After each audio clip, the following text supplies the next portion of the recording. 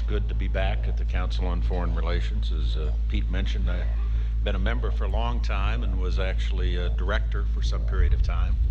I never mentioned that when I was campaigning for re-election back home in Wyoming. And I am delighted to be here in these new headquarters. I have been often to, the mothership in New York City, but it's good to have an outpost of the council right here down the street from the State Department. We get a lot of advice from the council, so this will mean I won't have as far to go to be told what we should be doing and how we should think about the future. World government is the structure necessary for global justice. First, we Americans are going to have to yield up some of our sovereignty. That's going to be, to many, a bitter pill. Pat Robertson has written in a book a few years ago that we should have a world government, but only when the Messiah arrives. He wrote, and literally, any attempt to achieve world order before that time must be the work of the devil. Well, join me. I'm glad to sit here at the right hand of Satan. Welcome back to another edition of the Prepper Recon podcast. We're going to fight them off. A United Nations army couldn't hold us back.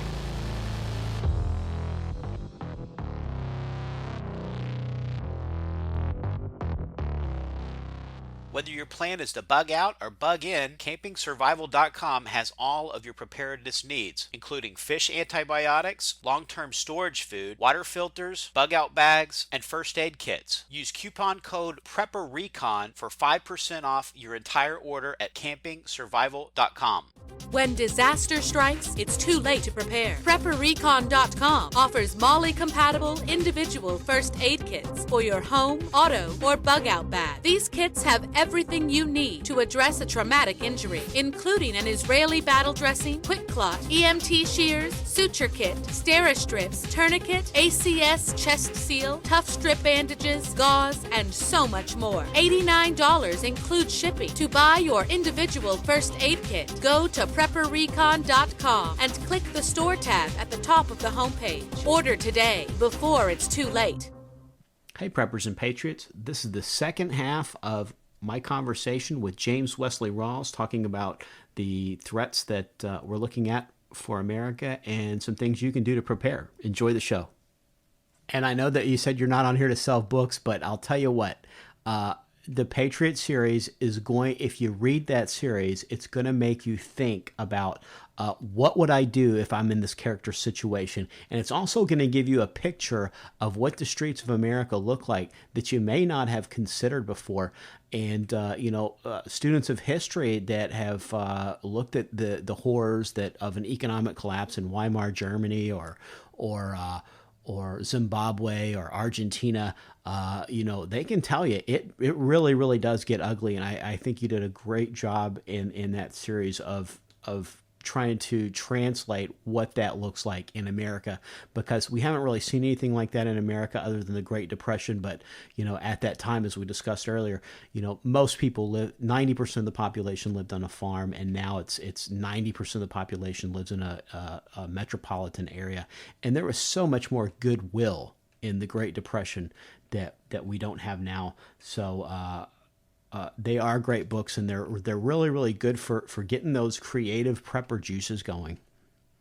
Well, thanks. I appreciate that, Mark. Again, if people want to check them out, and even for your listeners who are on a limited budget, most of my books were bestsellers. So a lot of libraries have them. Again, my family name is Rawles. It's Rawles. Just visit your local library and see if they have the novel Patriots or any of the other novels in that series. And I think what people will find is as they read them, most listeners find that the books, even though they're exciting novels to read, are essentially survival manuals dressed as fiction. I tried to squeeze a lot of practical, tactical tips into a fictional storyline. And at the top of your list on the Quick Start Guide, you recommended prayer. Is that the most important step in preparedness? I think so. I may be biased as a Christian, But unless you're right with God and in covenant with God, you can't expect God's covenantal blessings. So start there. Get right with God. If you haven't accepted Jesus as your personal Savior, you should. And you need to align yourself and work together with people of like faith, because I'm of the opinion, the firm opinion, that in the absence of law and order, it will only be the God-fearing who are going to be law-abiding. And you want to be around God-fearing people. That's where your safety will be. Those will be the people you can trust. And that's where you geographically need to be as well.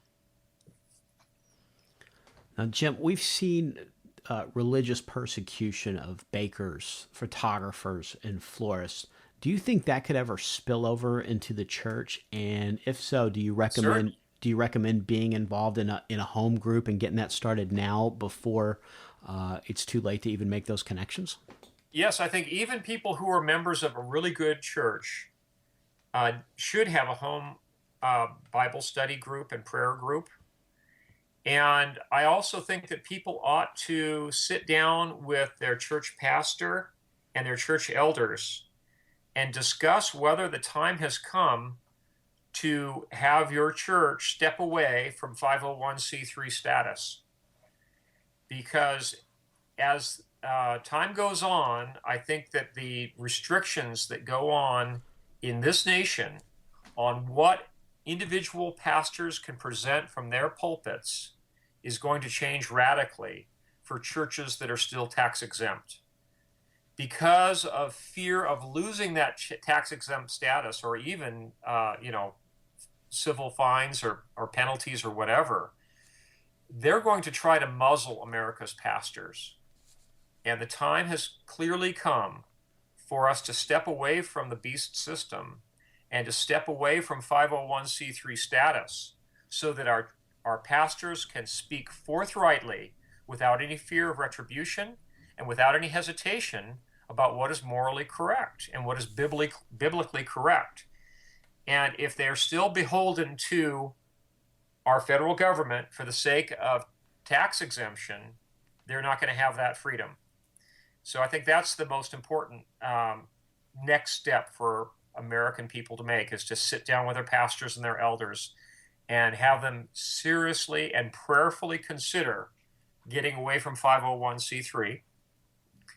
And then beyond that, we need to look toward a global age of persecution. And I don't want to reveal too much about the next series of books that I'm writing, but suffice it to say, it describes a future in which there's a lot less religious freedom. And people need to prepare for that. People need to be prepared also in the event of the advent of a cashless society and any demands that we carry around a debit card instead of cash, or even worse, that we are all implanted with some kind of biochip in order to be able to buy or sell. People need to be prepared to barter. And it's only, again, if your family has the logistics, the beans, bullets, and Band-Aids, that you're going to be in a position to be ready to barter.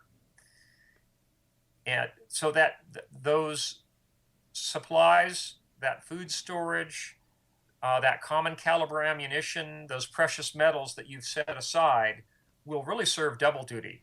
They're there in the event of an economic collapse, but they're also there to help you transition into a sub rosa barter economy if that time ever comes. And you mentioned the beast system, and there's some passage in the Bible that says for God's people to come out of Babylon. Do you think that it's possible that Babylon could be sort of the system that you just said, like the beast system? And do you think that that's possibly the directive, is for us to step away and to sort of develop this alternative market or economic system amongst ourselves? Yes, I do. And I think that it's prudent to at least prayerfully examine that and takes at least some modest steps at this point to be ready for that. Every family should have a large stock of storage food, and along with that storage food, you should also have some smaller containers to be able to parcel some of that out. If you got all your wheat, rice, and beans in 7-gallon super pails, that is not the most convenient for barter. So you want to have a very large quantity of plastic bags, Ziploc bags, for example, and smaller containers if you can find them. Look for canning jars at garage sales. And canning, Stock up, and folks. canning jars are great, but you need lids because those you yes, can of only course. use You need those lids and one rings. time. Yeah, you'll need the lids and rings to go with those. And for hot pack canning, of course, you're going to need fresh lids that have never been used before in large quantity because with the exception of the Tatler brand lids, they're not reusable. So I do recommend people get a set of Tatler lids so you can reuse them again, and just plain lids, even once used lids that have been washed. So that if you're going to be bartering dry pack goods, things like wheat, rice, and beans, you at least have a clean way to keep vermin away from small containers of food for at least a short period of time, because plastic bags are horrible at that. So think in terms of being ready to barter in terms of storage food, those small containers for your storage food, common caliber ammunition, which is kind of a de facto barter currency in and of itself. Things like 22 long rifle, 45 automatic 9mm, 40 Smith & Wesson, 308, 223, 7.62 by 39, maybe some 5.45 Russian. Common caliber ammunition, and then small denomination silver coins that are recognizable and very unlikely to ever be copied by the crooks out there. There's a lot of fake Morgan silver dollars hitting the American market right now, for example, but nobody's faking well-worn 10-cent pre-1965 dimes or quarters. I mean, that's not something that there's any money in for people to counterfeit. So that's where you probably should be putting most of your money that you plan to have available for barter. You should put into well-circulated, what's commonly called junk silver, pre-1965, 90% silver, dimes and quarters, perhaps some half dollars. Yeah, the only ones counterfeiting that's the U.S. government. Now, yeah, that's right. Yeah, they started counterfeiting those in 1965, and they're not making any more of them. So yeah, stock up, folks. Now we talked about home groups. What about a home group crossing over as a mutual assistance group for survival? Do you think that makes sense? And if you're a prepper and you're in a home group and nobody else is really talking about it, would you recommend that person to take the initiative and bring up the subject and try to start talking about that in their home group? Yes, I would, with the proviso that it has to be in a small group setting, probably not an entire church congregation unless you live in a very rural, salt-of-the-earth place, someplace like North Idaho, for example. People talk about that in church all the time. But if you live in the suburbs, you don't want to broach that subject to your entire congregation, or you're going to label yourself as the local survivalist wacko.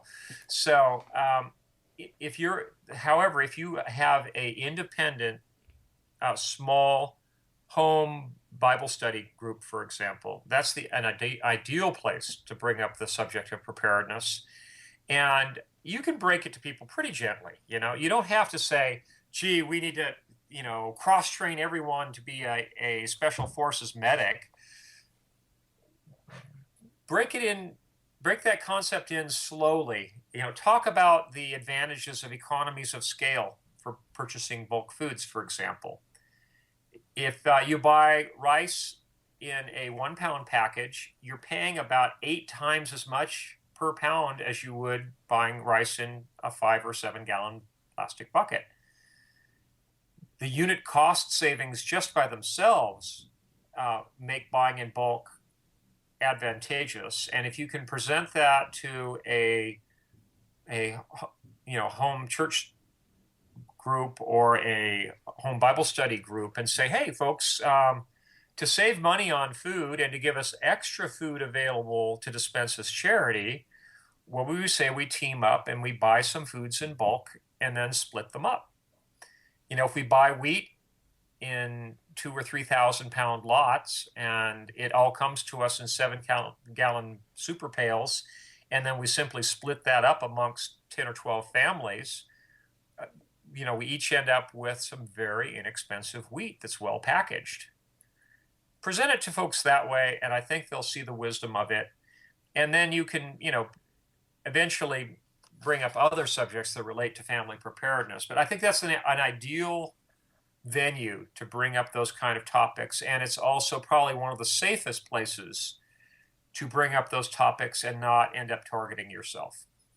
It's time for a quick break, and we'll be right back. The dollar's lost over 90% of its purchasing power since 1971. Silver, on the other hand, has proved to be a very stable form of wealth preservation over the years. And where do you buy silver? Silver.com, of course. Silver.com offers fantastic prices on silver and gold. Check out Silver.com today. Essential oils offer a natural, chemical-free solution to so many of our daily needs. Oils can be used for just about anything, including fighting off bacteria, to de-stress, ward off bugs, relieve arthritis pain, and boost the immune system. Young Living Essential Oils offers the highest quality products and educational resources, so you'll learn what to use and how to use it. Go to livingalifeoflove.com. That's livingalifeoflove.com to order your starter kit today.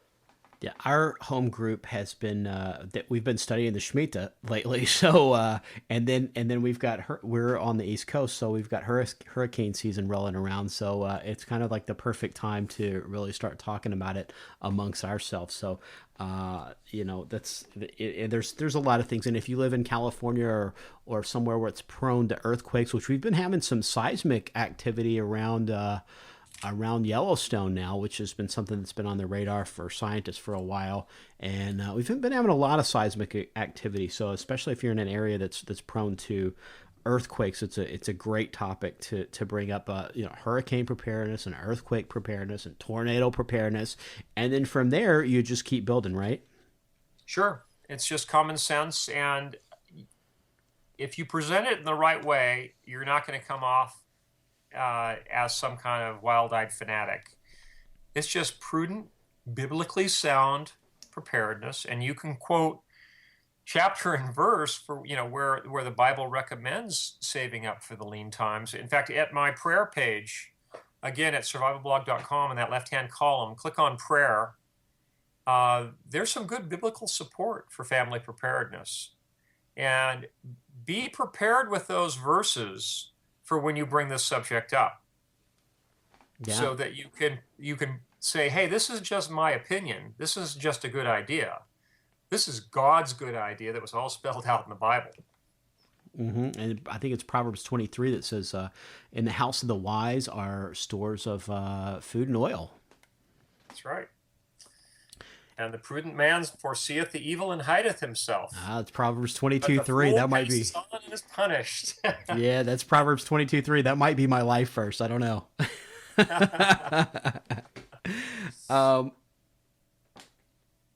Before we let you go, can you give us 3 inexpensive tips for food storage?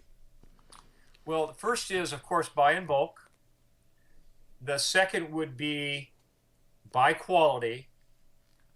And the third would be store it in a way that you're not going to lose it. And by that, I mean you need to store everything in a vermin-proof environment. And at my website and also in my book, How to Survive the End of the World as We Know It, I describe several different methods for producing an environment inside of a container that is free of oxygen, so that any bugs that are in there are going to die, and any eggs that they have laid in there are never going to hatch. It's crucial that people store things the right way, because there's nothing more heartbreaking than stocking a bunch of stuff away and then going to check on it 6 months later and finding out that either moths have hatched in it or that rats have gotten into it and eaten through the sides of the containers and made a horrible mess and rendered everything inedible. So store, you want to buy in bulk, but store those foods wisely in a way that they're going to be there for you for many, many years to come. And of course, you want to date mark everything that you store and use first in, first out, what's called FIFO rotation of your stored foods. You're going to use up the oldest stuff first.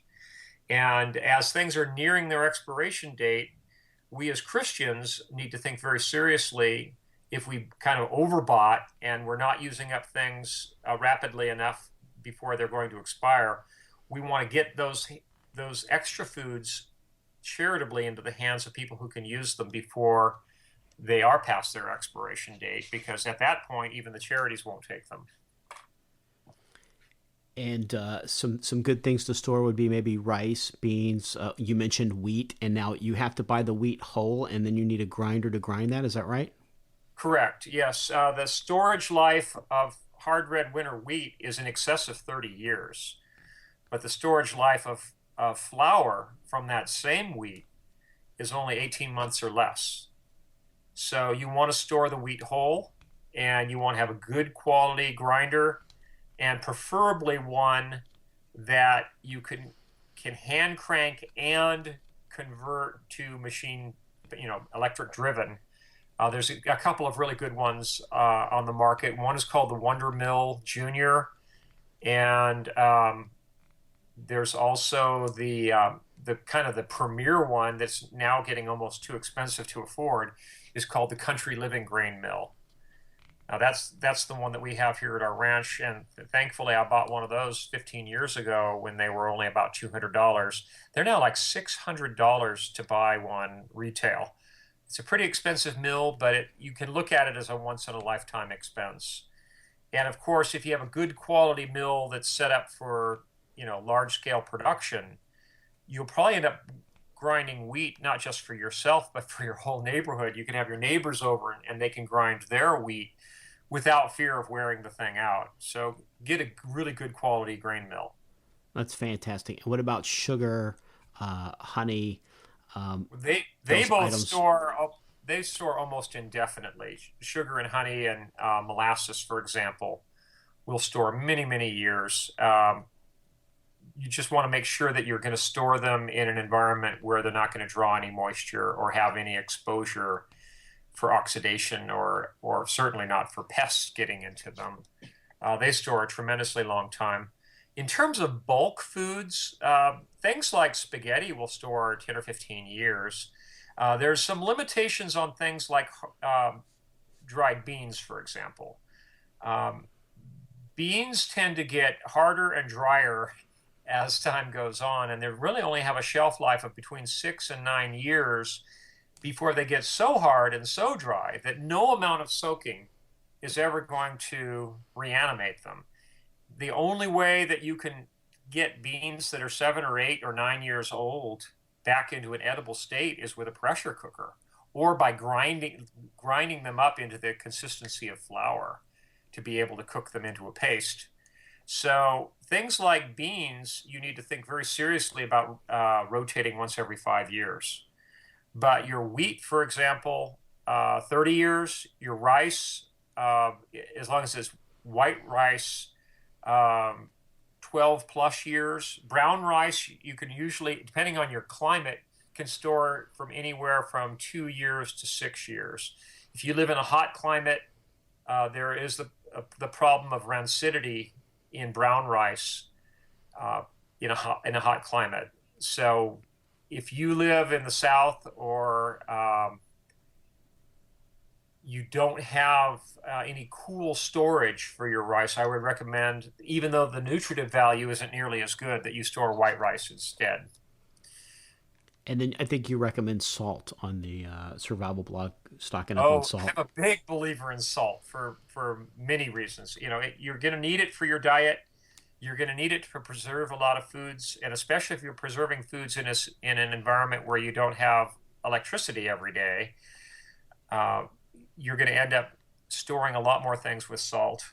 And one thing that a lot of people overlook is you're going to want to have salt on hand for your livestock and to attract wild game so that you don't have to go hunting for deer, deer come hunting for you. You want to stock up on some salt blocks. And do you recommend iodized salt for consumption, for stockpiling? Yes, I do.